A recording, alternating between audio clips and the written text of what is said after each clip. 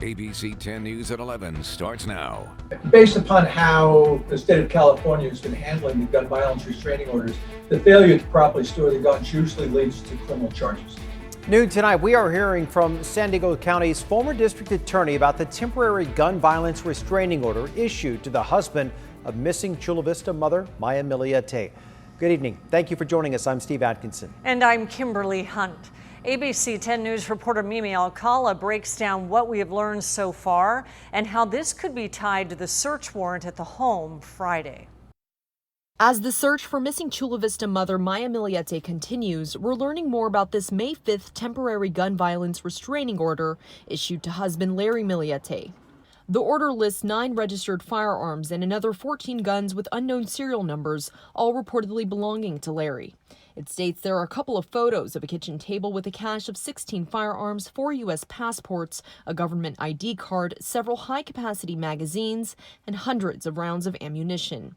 And that one of the photos depicted Miliete's son, approximately 4 years old, standing on the table surrounded by the legal and illegal guns and ammo. The order states the child had immediate access to the weapons, creating a potential extreme danger to that child and those physically present at the home. The Milietes have a total of 3 children. When someone has a restraining order, they're not permitted to have guns until a temporary restraining order is resolved by a judge. And by not permitted, it means you have to give the guns to the sheriff or you have to give them to a gun dealer where they can be stored safely. Apparently, that was not done in this case. Former San Diego County District Attorney Paul Finks, who's now a defense lawyer involved in some of the county's highest profile cases, says while we still don't know, it wouldn't be surprising if investigators removed guns from the home as they executed that second search warrant on Friday. He says criminal charges are likely on the way. And I suspect it's highly likely there'll be criminal charges for the non-compliance with the restraining order. But those criminal charges will be unrelated to the disappearance or the potential homicide.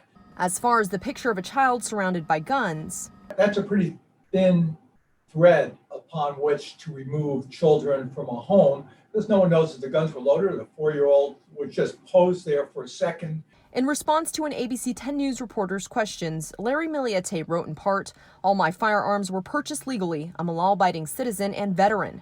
My rights have been violated numerous times, especially my Second and Fourth Amendments." He sent more messages, including, "I would like to add that I have shown no aggression or posed no risk that would prohibit me to owning or possessing firearms. It's our constitutional right as Americans."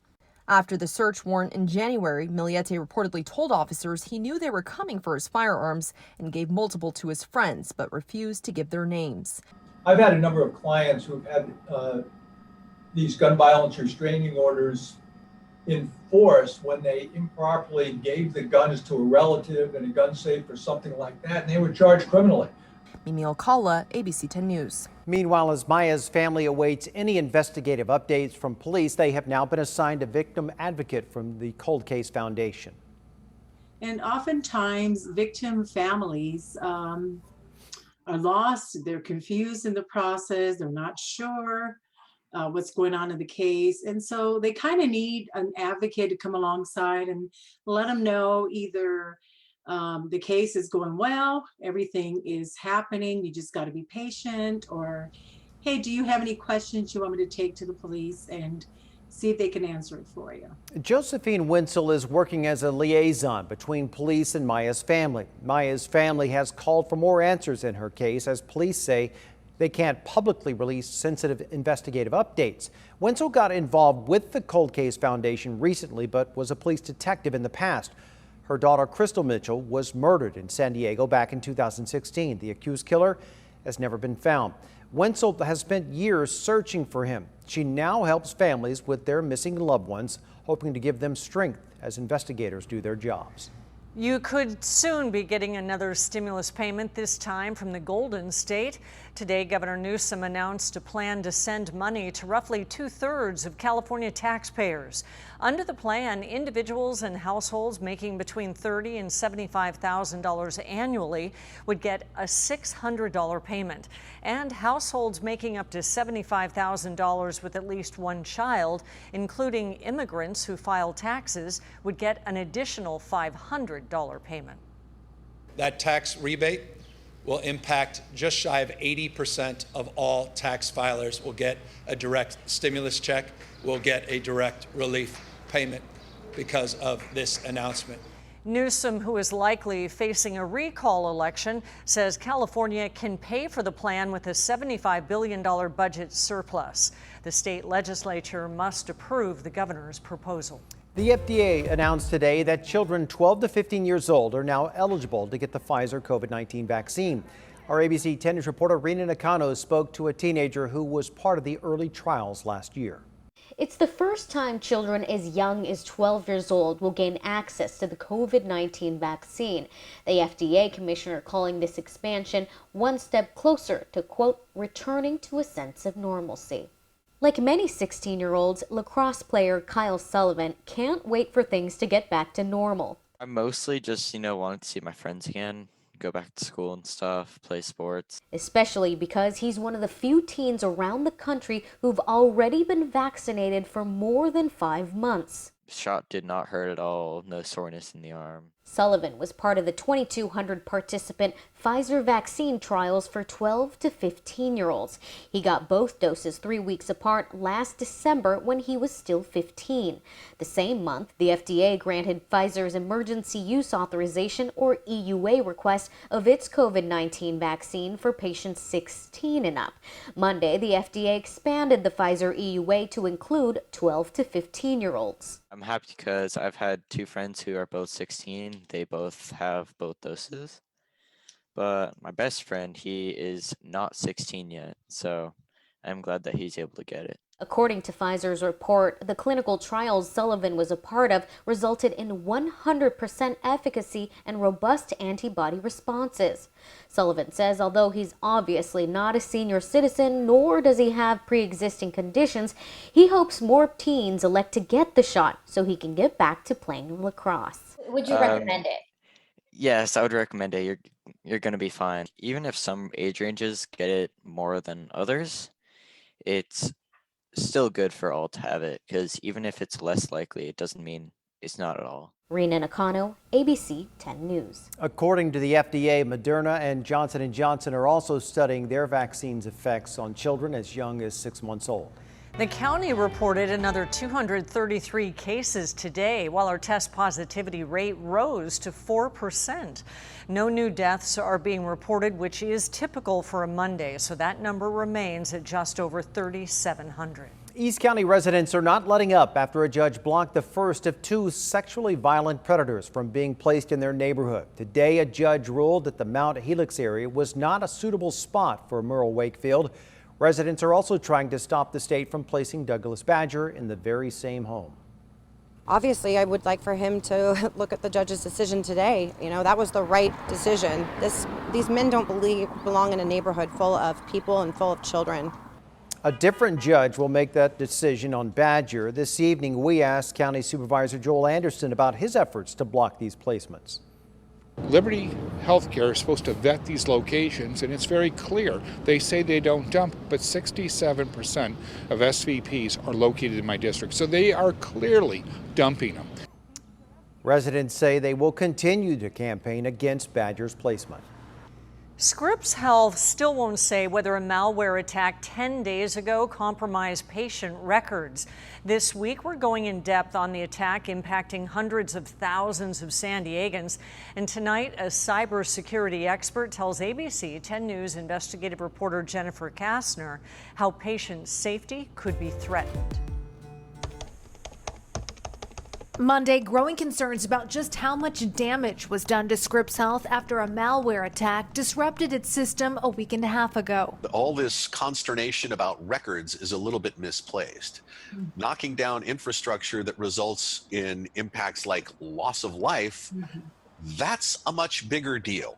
Expert Mike Hamilton with CI Security is the former head of cybersecurity for the city of Seattle. He told ABC 10 News that if patient records were breached, the impact could be devastating. Monday, a hospital spokesperson would not answer any questions related to the attack and referred us to last week's statement, explaining in part that it has a team working around the clock to fix the issue. But as of now, there is no definite date or time for when the system could be back online. Scripps Health has not said whether patient records were stolen. Hamilton said if such records are stolen from any hospital, the integrity of that information can be manipulated to extort or terrorize. Something that said, I'm allergic to penicillin, don't give me penicillin, it'll kill me. If that gets changed, all of a sudden people can die from, wrong information in health records. And this has always been kind of in the back of everybody's mind what we're worried about. He said patients will need to make sure their providers have updated, accurate health information. Beyond that, there's limited resources for credit concerns. Just the thing that happens all the time. Hey, here's another letter that says they're going to monitor my credit for free and I should take precautions and freeze my credit and credit watch and fraud watch and stuff like that. That is all that can be done. The Scripps outage has prevented patients from accessing their online profiles, but the hospital has said it's still able to deliver care at its facilities using backup processes, and that its urgent cares, emergency departments, and Health Express locations remain open. Jennifer Kastner, ABC 10 News. Tragedy left them orphaned, and now 7 local siblings have a new forever home. It's our second chance at parenting and their second chance at life. In a story that's positively San Diego, the couple opening their hearts and rediscovering what it means to be family. Plus, she carried a young girl shot in Times Square to safety. Now, a New York City police officer describes the child's surprising bravery in the face of danger. ABC 10 News is back in 90 seconds. 3 years after a crash orphaned 7 local children, those siblings have found their forever home. Our ABC 10 News reporter Michael Chen reveals how 2 empty nesters open their hearts and their home, showing what it means to be positively San Diego.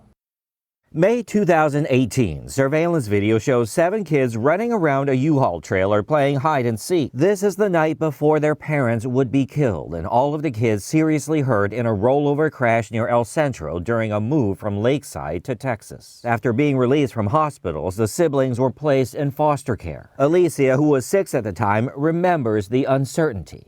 I was scared we were gonna be separated. In January 2019, Pam Willis, an attorney from Menifee, was scrolling through her Facebook feed when she saw a story about the 7 siblings in need of adoption. Really just pierced my heart. It just instantly made me feel like I needed to be their mom. Willis tagged her husband Gary in the Facebook post. The couple have 5 adult children and foster children for several years, but the idea of adoption had never crossed their minds. Later that night, And he sort of had this thoughtful, pause, and he said, we should adopt them.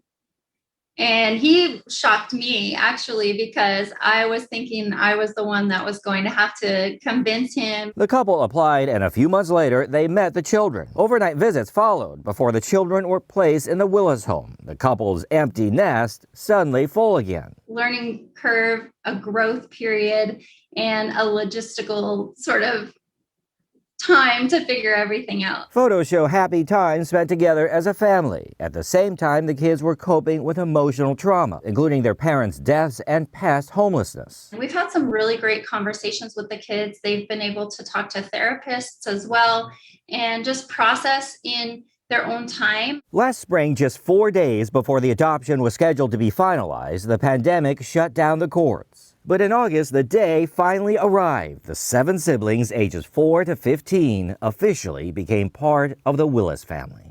I like how they give me lots of love. They are second chance 7 because it's our second chance at parenting and their second chance at life. Michael Chen, ABC 10 News. Willis still works as an attorney, but her husband Gary retired last year and is now a full-time dad. If you have a story that is positively San Diego, we'd like to hear from you. Send an email to tips@10news.com. And you can also join our ABC 10 News Positively Facebook group, where you can share your stories with other San Diegans. Bill and Melinda Gates have been working on their divorce since 2019. That's according to the Wall Street Journal. The couple announced their split last week after more than 25 years of marriage. The Journal reports that one factor in the divorce was revelations that Bill Gates spent time with Jeffrey Epstein. Epstein was a convicted sex trafficker of minors and is believed to have committed suicide in jail, awaiting further charges. A former employee of the Bill and Melinda Gates Foundation told the Journal that Melinda had concerns about her husband's relationship with Epstein as far back as 2013. Bill Gates told the Journal in 2019 he did not have